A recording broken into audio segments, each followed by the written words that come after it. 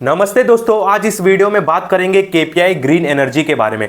Stock ने एक साल में 200% से भी ज़्यादा रिटर्न दे दिया है और स्टॉक ने अभी अपना ऑल टाइम हाई प्राइस लगाया था और वहीं से स्टॉक गिरते ही चलता आ रहा है और लोगों को इसमें समझ में नहीं आ रहा है कि भाई स्टॉक में आखिर चल क्या रहा है। स्टॉक तो काफ़ी अच्छा चल रहा था, काफ़ी अच्छी रैली दे रहा था। स्टॉक एक साल में काफ़ी अच्छा चला भी है, पर स्टॉक अचानक एक अपना ऑल टाइम हाई प्राइस लगाता है और वहीं से गिरना चालू हो जाता है। तो इस वीडियो में हम ये चर्चा करेंगे कि आखिर स्टॉक का प्राइस गिर क्यों रहा है और जो इसमें फंसे हुए यानी कि जिसने ऊपर के लेवल पे लिया है आखिर उनको इस स्टॉक में करना क्या है। और इस वीडियो में ये भी जानेंगे कि फ्यूचर में स्टॉक का प्राइस क्या निकल के आता है। क्या ये 2000 चला जाएगा, क्या ये 1500 चला जाएगा, क्या ये 500 रुपये चला जाएगा।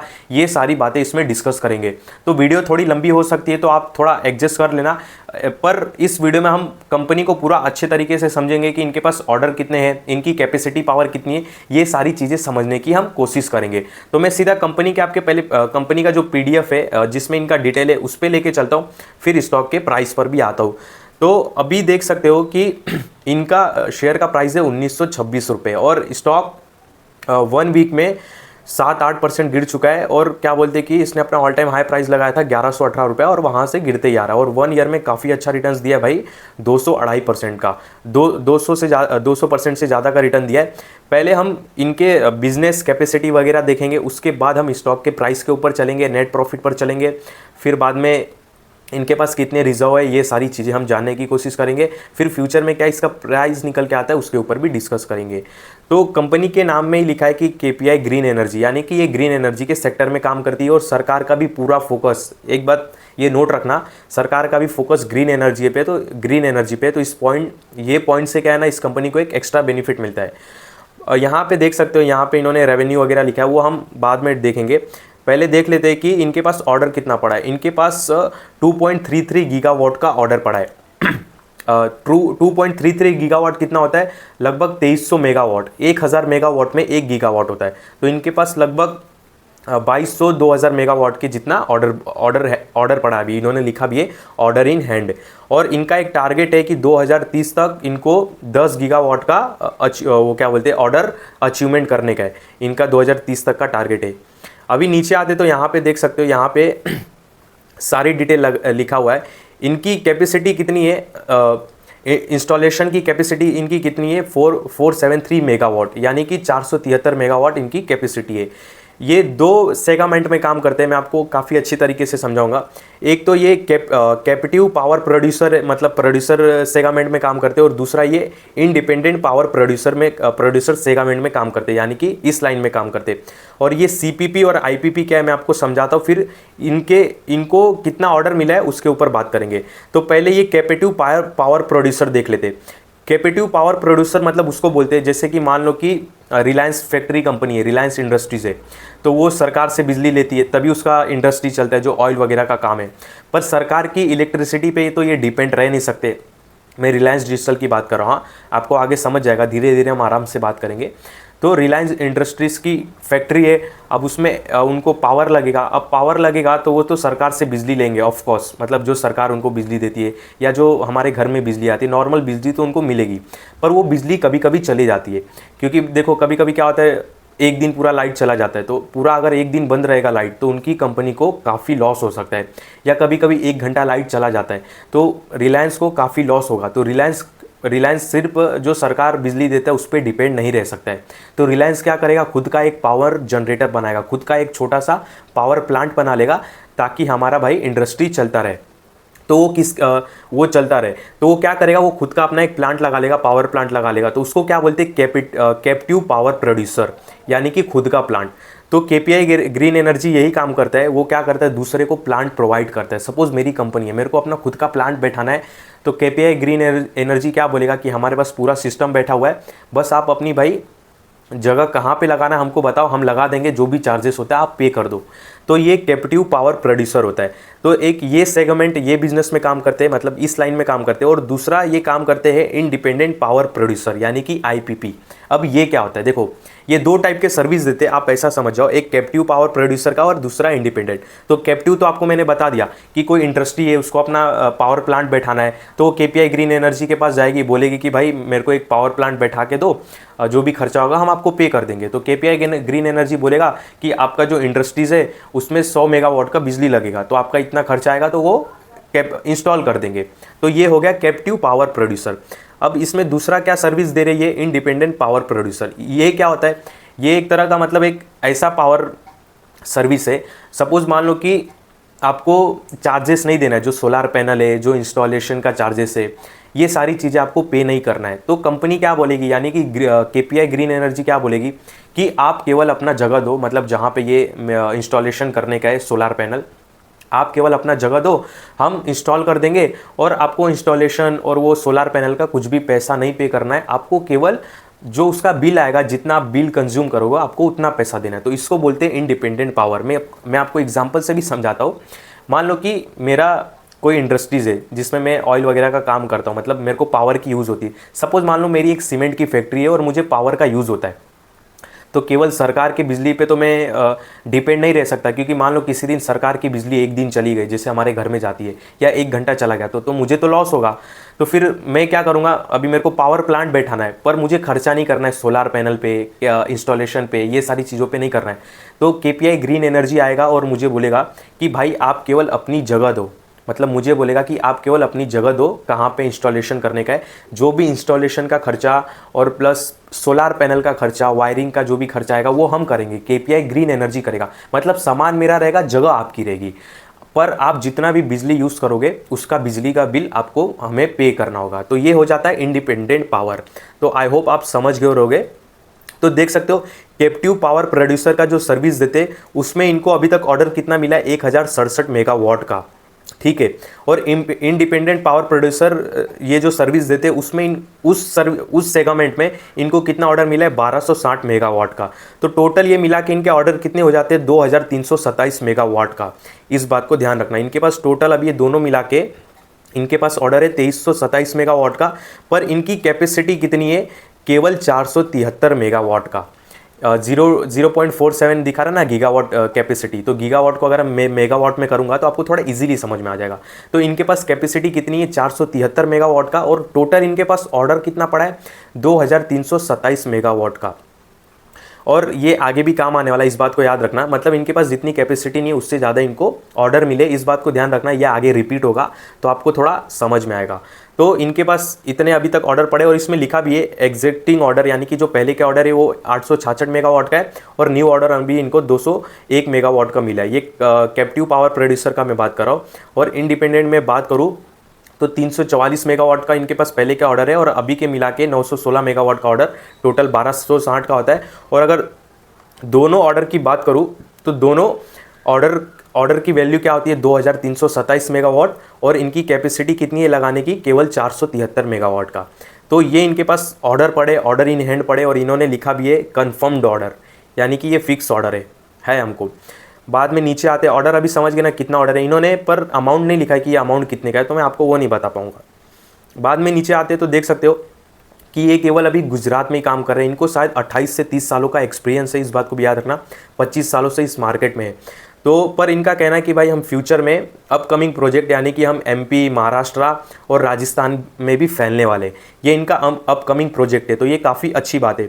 इसमें दो अभी तक काफ़ी अच्छी बात निकल के आई है, इनके पास ऑर्डर काफ़ी अच्छे खासे पड़े और इनकी कैपेसिटी कम है।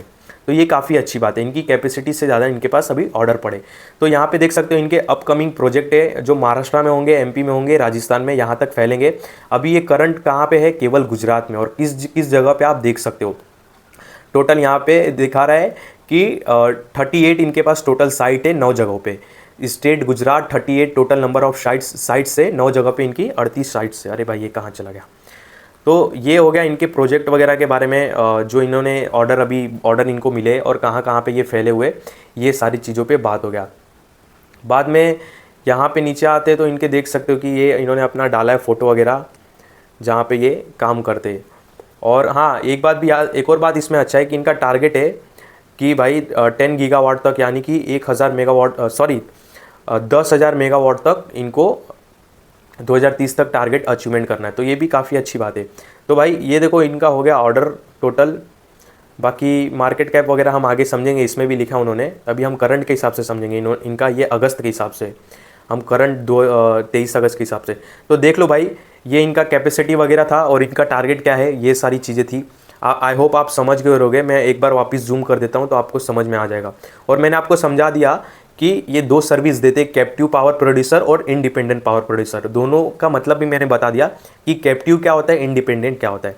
अभी चलो हम चलते इसके उसके ऊपर, इसके बैलेंस शीट पे चलते, फिर उसके बाद हम स्टॉक के प्राइस पे भी समझेंगे। वीडियो भाई काफ़ी लंबी हो सकती है, तो प्लीज़ आप देखना, क्योंकि काफ़ी मेहनत लगती है भाई बनाने में।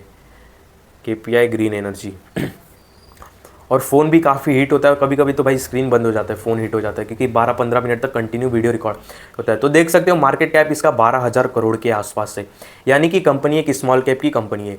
बाद में नीचे आते तो ROC 21 का है, काफ़ी तगड़ा ROC है। ROE तो देख के ठीक है, ROE भी ठीक ठाक है, पर ये कोई बैंकिंग नहीं है कि हम ROE पे ज़्यादा फोकस करें। ये ग्रीन एनर्जी से जुड़ी हुई कंपनी है, तो ROC काफ़ी तगड़ा इसका 21 का। बाद में नीचे देखो डेप्ट है इनके पास 1,000 करोड़ का। उसके बाद नीचे आते हैं तो सेल्स ग्रोथ लास्ट 5 ईयर की काफ़ी तगड़ी हुई है 97%। इसके वजह से भाई स्टॉक काफ़ी भागते हुए दिखाई दे रहा है, और लास्ट 3 ईयर का भी सेल्स ग्रोथ इनका 116% का है, जिसके वजह से स्टॉक भागते हुए दिखाई दे रहा है। अब ये देखो, मैं आपको बोला था ना कि याद रखना इनकी कैपेसिटी कम है पर इनके पास ऑर्डर ज़्यादा है। अब यहाँ पे आपको समझेगा। अभी देखो प्रमोटर्स की होल्डिंग क्या है, 48%, जिसमें से 45% की होल्डिंग इन्होंने अपनी गिरवी रखी है, प्लेजेड परसेंटेज है, यानी कि प्रमोटर्स की हिस्सेदारी इस कंपनी में अराउंड 48% की है, और उसमें से 45% इन्होंने अपने शेयर गिरवी रखे। यानी कि समझ जाओ प्रमोटर्स ने पूरे ही शेयर भाई गिरवी रखे, केवल 3% छोड़ दिए, 3-3.5%। अब ये गिरवी रख के इन्होंने कुछ पैसा उठाया रहेगा, तो मेरे ख्याल से इनकी कैपेसिटी कम है, इनके पास ऑर्डर ज़्यादा है, तो ये अपनी कैपेसिटी बढ़ाने के लिए इन्होंने अपने शेयर को गिरवी रख के पैसा उठाया रहेगा। ऐसा हो सकता है, इन्होंने कहीं भी लिखा नहीं है, पर ऐसा ही हो सकता है और यही होगा। क्योंकि देखो हमको अगर ऑर्डर ज़्यादा मिल रहा है तो हम तो कुछ ना कुछ गिरवी रख के पैसा जुटाएंगे, जिससे हम अपना ऑर्डर कैपेसिटी बढ़ा सके। अगर मेरे पास 10 बॉटल बनाने का ऑर्डर आ रहा है और मैं केवल 2 बॉटल ही बना पा रहा हूँ, ध्यान देना, अगर मेरे पास पानी के बॉटल के 10 बॉटल बनाने का ऑर्डर आ रहा है और मैं केवल 2 बॉटल बना पा रहा हूँ, तो मैं क्या करूँगा, अपनी हिस्सेदारी बैंक को या किसी के पास भी गिरवी रखूँगा और उनको बोलूँगा भाई मुझे पैसा दो, मैं आपको बाद में लौटा के अपने शेयर्स वापस लूँगा। तो मैं भी क्या करूँगा, मैं अपने शेयर्स गिरवी रखूँगा, पैसा लूँगा और अपनी कैपेसिटी बढ़ाऊँगा 10 बॉटल बनाने जितनी। तो मेरे ख्याल से इन्होंने इसके लिए अपने शेयर को गिरवी रखे, पर इतना शेयर को गिरवी रखना काफ़ी रिस्की, काफ़ी डेंजर होता है, इस बात को भी ध्यान रखना। पर मेरे ख्याल से बिजनेस के वजह से रखा है, बहुत बड़ा रिस्क भी बोल सकते हो लिया है, मतलब उड़ेगा तो चांद तक, नहीं तो भाई शाम तक, ऐसा कुछ हिसाब। पर ठीक है भाई, ऑर्डर इनके जो कंफर्म ऑर्डर है उस हिसाब से उन्होंने काफ़ी सोच समझ के लिया रहेगा। भाई 12,000 करोड़ का मार्केट कैप है, बड़े बड़े लोग मतलब इसमें इन्वेस्टेड है, और कंपनी मैनेजमेंट अपने से ज़्यादा होशियार है, तो उनको पता है कि अपने को क्या करने का है। बाद में नीचे आते हैं तो देख सकते हो कि इनका सेल्स क्वार्टरली नहीं देखते, हम ईयरली देखते। क्वार्टरली देख के मतलब नहीं, क्योंकि ऐसे कंपनी में हमको लंबे समय तक रहना पड़ता है। अभी देख सकते हो इनका सेल्स 2019 में केवल था 34 करोड़ का, जो कि बढ़ के हो गया है 1,000 करोड़ के आसपास। सेल्स काफ़ी तगड़ी हुई है भाई। बाद में 2019 में इनका नेट प्रॉफिट केवल 9 करोड़ का था, आज ये 195 करोड़ के नेट प्रॉफिट पे बैठे। भाई कैलसी उठा लेना, और इनका नेट प्रॉफिट पिछले 5 सालों 6 सालों में कितना गुना हुआ है जाके देख लेना भाई। ऑलमोस्ट 20 गुना इनका नेट प्रॉफिट हो चुका है पिछले 5 सालों में, काफ़ी कड़क है। और इसमें एक अच्छी बात ये कि सरकार का फोकस भी ग्रीन एनर्जी में। तो भाई अभी तक तो स्टॉक काफ़ी तगड़ा लगा मुझे, पर एक थोड़ा माइनस पॉइंट लगा है, वो उन्होंने अपने शेयर्स को गिरवी रखा है। तो नेट प्रॉफिट काफ़ी तगड़ा है, देख लो भाई 9 करोड़ से बढ़ के 195 करोड़ हो गया पिछले 5 से 6 सालों में, काफ़ी तगड़ा है। देखो रिजर्व इनके काफ़ी तेज़ी से बढ़े, तो मैं वही बोल रहा हूँ, ये शायद इन्होंने अपने शेयर्स को गिरवी रख के भाई पैसे से जुटाए रहेंगे, क्योंकि इनके जो रिजर्व है देखो 2023 में केवल भाई 222 करोड़ था, पर अचानक से अभी इतने इनके रिजर्व कितने हो गए, 775 करोड़। तो मुझे लग रहा है कि इन्होंने शेयर्स गिरवी रख के रिजर्व बढ़ाए है, और ये रिजर्व से इन्वेस्टमेंट वगैरह करेंगे, अपनी कैपेसिटी बढ़ाएंगे। बोरिंग्स भी इनके पास अच्छी खासी है, लीज लाइबिलिटीज़ है, यानी कि रेंट्स वगैरह जो पे करना रहता है। शॉर्ट टर्म बोरिंग है 415 करोड़ का, लॉन्ग टर्म बोरिंग है 417 करोड़ का। तो 1,000 करोड़ का इनके पास, 1,000 करोड़ से ऊपर का बोरिंग है, और रिजर्व इनके पास 775 करोड़ का है, यानी कि कंपनी अच्छे खासे कर्जे में बोल सकते हो है भाई। पर ऑर्डर के हिसाब से देखें तो फिर कर्जा थोड़ा भूलना पड़ेगा हमको यहाँ पे। और देख सकते हैं इनके पास जगह भी है, लैंड जिसकी वैल्यू होती है 131 करोड़ की, इनके पास जगह है। तो जरूर, और इसमें 131 करोड़ दिख रहा है, तो इसका मतलब ये नहीं कि 131 करोड़ का ही होगा, लैंड की वैल्यू बढ़ती रहती है हर दिन। तो ये जगह मुझे लगता है कि इससे काफ़ी महंगा रहेगा, अनुमान तो नहीं लगा सकते क्योंकि हमको पता नहीं कि कौन से लोकेशन पे, पर ये 131 करोड़ दिखा रहा है ना, इससे ज़्यादा कीमत की इनके पास जगह होगी जिसकी वैल्यू होती है। प्लांट मशीनरी है इनके पास 641 करोड़ का, देख सकते हो इन्होंने कैपेसिटी काफ़ी तेज़ी से बढ़ाया क्योंकि 2021 में इनके पास प्लांट मशीनरी 210 करोड़ का था, जो कि अब कितना हो गया है 641 करोड़ का। तो मुझे लग रहा है भाई वो जो उन्होंने गिरवी रखे ना अपनी हिस्सेदारी, ये अपनी कैपेसिटी बढ़ाने के लिए किए ताकि हम ऑर्डर पूरा कर सके सामने वाले का। बाकी ये 101 करोड़ का इन्होंने इन्वेस्टमेंट भी करके रखा है, मतलब ये CWIP यानी कि कैश वर्क इन प्रोग्रेस, यानी कि ये कोई प्लांट वगैरह बिछाने में, सोलर पैनल बिछाने में इन्होंने इन्वेस्टमेंट करके रखा रहेगा 101 करोड़ का।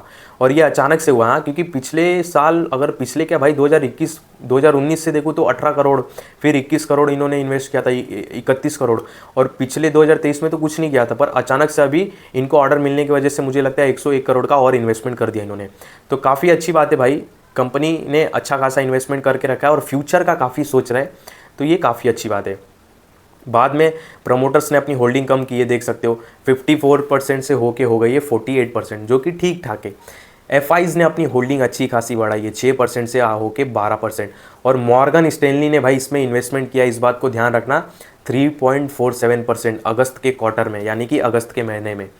तो ये भी काफ़ी कड़क है, यानी कि कुछ अभी से लग रहा है इसमें बड़ा होने की उम्मीद है। बाकी DIs ने अपनी 1% की होल्डिंग बढ़ाई है। पब्लिक की 37% की होल्डिंग है, जिसमें से इसमें 3-4 नाम दिखा रहा है HNI कैटेगरी का, यानी बड़े लोगों ने होल्ड करके रखा है, जिन्होंने 1% से ज़्यादा होल्ड करके रखा है। तो ये पब्लिक में नहीं आएंगे, ये एक HNI कैटेगरी में आएंगे, जैसे राकेश झुनझुनवाला हो गया, विजय केडिया हो गया, जैसे कि ये जो इरफान अहमद है, इन्होंने इस कंपनी के कितने शेयर होल्ड किए 1.74%। तो ये एक HNI कैटेगरी में आ जाएंगे, ना कि पब्लिक में, यानी कि जैसे विजय केडिया हो गया ना HNI कैटेगरी में, उस कैटेगरी में आ जाएंगे। तो ये था भाई कंपनी का बिजनेस, कंपनी का ओवरऑल। अभी तक देखो काफ़ी सारी चीज़ें अच्छी लगी है, सारी चीज़ें अच्छी हैं, इनकी कोई टेंशन की बात नहीं है। बस एक वो नेगेटिव पॉइंट है, इन्होंने अपनी हिस्सेदारी को गिरवी रखा है, वो भी काफ़ी ज़्यादा अमाउंट में रखा है, मतलब 48% इनकी हिस्सेदारी है इस कंपनी में, जिसमें से 45% इन्होंने गिरवी रखा है। पर मेरे ख्याल से इनको अपनी कैपेसिटी बढ़ानी होगी, जिसके वजह से इन्होंने गिरवी रखा है। इन्होंने मेंशन तो नहीं किया क्यों गिरवी रखा है, पर यही रीज़न होगा। पर स्टॉक काफ़ी अच्छा परफॉर्मेंस कर रहा है और लोग काफ़ी कॉन्फिडेंस है, क्योंकि भाई लोगों को पता है कि इनके पास अच्छा खासा ऑर्डर पड़ा है, इनकी कैपेसिटी से 5 गुना 6 गुना इनके पास ऑर्डर पड़ा है, तो अच्छी बात है। अभी देखो स्टॉक ने अपना ऑल टाइम हाई प्राइस लगा के नीचे आ गया। अब इसमें क्या हो रहा है, इसमें कुछ नहीं हो रहा है, इसमें भी प्रॉफिट बुकिंग हो रहा है, तो टेंशन की कोई बात नहीं है। सपोर्ट मैं आपको बता दूँ तो इसका सपोर्ट निकल के आता है 850 का, काफ़ी कड़क सपोर्ट निकल के आ रहा है, क्योंकि यहीं से स्टॉक बार बार ऊपर भी गया था 2-3 बार। तो 850 और ये जो सपोर्ट है ना 833, तो ये सारे काफ़ी अच्छे सपोर्ट लगते हैं हमको। 850 833, भाई साहब 20 मिनट हो गए तो 850 833 ये इनके सपोर्ट लगते हैं इस स्टॉक के। और जो सोच रहे कि अचानक से स्टॉक यहाँ से क्यों गिरना चालू हो गया, तो भाई ये कुछ नहीं, एक प्रॉफिट बुकिंग बोल सकते हो, बाकी इसमें न्यूज़ तो कुछ आई नहीं है। तो ये एक प्रॉफिट बुकिंग है जो सिंपल होती है, यानी कि स्टॉक इतना भागने के बाद भाई प्रॉफिट बुकिंग होगी, तो ये प्रॉफिट बुकिंग है और कुछ नहीं। अब लोगों के इसमें भाई सवाल ये रहेंगे कि स्टॉक क्या ऊपर जाएगा। जी हाँ, वापस तो ऊपर ज़रूर जाएगा, इसका ऑल टाइम जो 1118 है ये तो ज़रूर टच करने जाएगा। और बात कर ले क्या इसमें इन्वेस्टमेंट की, देखो इस वीडियो में वैसे भी कोई बाय सेल का कॉल नहीं है, पर एक मैं आपको जनरली मैं आपसे बात कर रहा हूँ, ऐसे सारे स्टॉक ही आने वाले समय में मल्टी बैगर बनते हैं। इनका मार्केट कैप 12,000 करोड़ का, इनके पास अच्छे खासे ऑर्डर पड़े, तो जब ऑर्डर पड़े तो नेट प्रॉफिट इनका अच्छा आएगा, नेट प्रॉफिट अच्छा आएगा तो स्टॉक भागेगा। तो ऐसे सारे हैं जो मल्टी बैगर बनते, बाद में जब स्टॉक काफ़ी चल जाते तो फिर बोलते कि अरे यार मैंने 2024 में लिया रहता तो काफ़ी अच्छा होता। पर इस बात को भी ध्यान रखना, ये एक स्मॉल कैप की कंपनी है, ऊपर से इनके जो प्रमोटर्स हैं उन्होंने अपनी हिस्सेदारी को गिरवी रखा है, और कल को इनके पास ऑर्डर की कमी हो गई, रेवेन्यू नेट प्रॉफिट में कमी हो गई, तो भाई फंस भी सकते, क्योंकि शेयर को गिरवी रखा है, पैसा उठाया, उसका इंटरेस्ट पे करना है, पैसे को रिटर्न पे करना है, EMI पे करना है जो पैसा उठाया। अब नेट प्रॉफिट कंपनी नहीं करेगी तो ये पे कैसे करेंगे, तो उस बात को भी ध्यान रखना। काफ़ी बोल सकते हो कि इस कंपनी में 80% अच्छी बातें हैं, 20% नेगेटिव बातें, जो हिस्सेदारी इन्होंने गिरवी रखा है। बाकी बात करें अच्छे लेवल्स वगैरह की, तो देखो इसने सपोर्ट लिया था 833 840 पे, तो वो सारा ये जो लेवल्स है काफ़ी अच्छा सपोर्ट निकल के आता है, इसका अच्छे लेवल्स निकल के आते 833 820। बाकी ऐसे जो स्टॉक रहते हैं ना, ऐसे स्टॉक में हमको एक लॉन्ग टर्म के हिसाब से इन्वेस्टमेंट करना होता है और काफ़ी छोटा अमाउंट इन्वेस्टमेंट करना होता है, क्योंकि इसमें रिस्क भी ज़्यादा है, रिवॉर्ड ज़्यादा है तो रिस्क भी ज़्यादा है। तो ऐसे स्टॉक में क्या है ना, जैसे हमने अपना इकट्ठा पैसा है, जैसे हमारे बैंक अकाउंट में 1500 है, सॉरी 1500 नहीं, अपने बैंक अकाउंट में 15,000 है, 20,000 है, जिसकी जितनी लिमिट हो, एक एग्जांपल बता रहा हूँ, और कोई बाय सेल का कॉल भी नहीं है। जैसे मान लो कि मेरी लिमिट 20,000 की है और मेरे को यूज़ नहीं हो रहा और समझ में नहीं आ रहा कि कहाँ पे इन्वेस्टमेंट करूँ, और सब जगह मतलब सब ओवर वैल्यू है, सब काफ़ी चल चुके हैं, मुझे कुछ अलग करने का है, तो फिर मैं देखूंगा कि केपीआई ग्रीन एनर्जी काफ़ी अच्छे लेवल्स पे ट्रेड कर रहा है, तो मैं अपना इकट्ठा पैसा उठा के उसमें पार्क कर दूंगा। पर इसमें मैं ना एसआईपी करूंगा ना एवरेज करूंगा, इस बात को ध्यान रखना। कंपनी आगे अगर चल के इनकी हिस्सेदारी जो है वो गिरवी कम होती है, यानी कि जो प्लेजेट अमाउंट है वो कम होता है, तो मैं आगे एवरेज करने की सोच सकता हूँ। नेट प्रॉफिट काफ़ी तगड़ा आता है और स्टॉक का प्राइस काफ़ी अच्छा चलता है, तो फिर एवरेज करने के लिए सोच सकता हूँ। पर इस मोमेंट में मेरा बस एक ही नज़रिया रहेगा कि मैंने इकट्ठा पैसा उठा के इसमें पार्क कर दिया, फिर उसमें ना एवरेज करना है ना एसआईपी करना है, और इसको हमें फिर 1, 1.5, 2 सालों के लिए छोड़ना है, क्योंकि कंपनी के ऊपर कर्जे भी बहुत है, तो ये कंटिन्यू भागते नहीं रहेगा, इसको टाइम लगेगा। जैसे अभी कंटिन्यू भाग गया, कंपनी ने अच्छा खासा प्रॉफिट किया, तो कंपनी उससे कर्जे भी मिटाएगी, कर्जे मिटाएगी तो कंपनी की ग्रोथ थोड़ी स्लो हो जाएगी, क्योंकि नेट प्रॉफिट कमाएगी तो कर्जे तो पे करेगी। अब कर्जा पे करेगी तो भाई थोड़ी उनकी जो ग्रोथ है वो स्लो हो जाएगी, पर फ्यूचर के लिए उनकी ग्रोथ काफ़ी स्ट्रांग हो जाएगी। मेरे बोलने का मतलब कि कर्जा जब रहता है और नेट प्रॉफिट करते हैं हम, तो भाई कर्जा मिटाते हैं तो नेट प्रॉफिट कम होता है, तो थोड़ा स्लो होता है ग्रोथ, पर भाई इन फ्यूचर के लिए काफ़ी वो स्ट्रांग हो जाता है।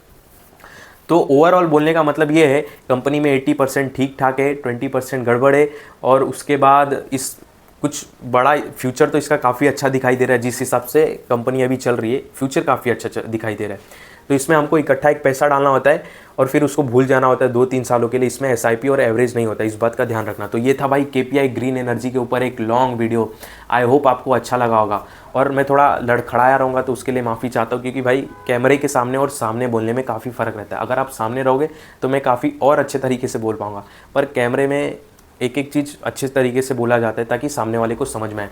अगर आपको कुछ समझ में नहीं आया रहेगा तो आप इस वीडियो के कमेंट बॉक्स में कमेंट कर सकते हो, आपके सवालों का जवाब भाई मिल जाएगा। इस कंपनी से भी रिलेटेड कुछ भी आपको सवाल जवाब रहेंगे तो आप कमेंट कर देना, मैं आपके सवालों का जवाब दे दूंगा। तो ये था भाई केपीआई ग्रीन एनर्जी के ऊपर एक लॉन्ग वीडियो। आप भी अब स्टडी करो इस कंपनी के ऊपर अच्छे से, कंपनी का चार्ट देखो, कंपनी का बिजनेस देखो, जैसे मैंने देखा, कंपनी के वेबसाइट पे देखो, कंपनी का हाँ एक और बात बताना भूल गया, कंपनी का अपकमिंग फ्यूचर भी मतलब देख रहे। महाराष्ट्र में ये सोच रहे बिजनेस डालने के लिए, एमपी में और राजस्थान में, तो इस बात को भी ध्यान रखना। इस वीडियो में आपको कोई भी भाई बाय सेल का कॉल नहीं है, जो भी आपको बाय सेल का कॉल लेना रहता है एक सेबी रजिस्टर एडवाइज़र से लेना होता है, इस बात का ध्यान रखना। मैं कोई सेबी रजिस्टर एडवाइज़र नहीं हूँ।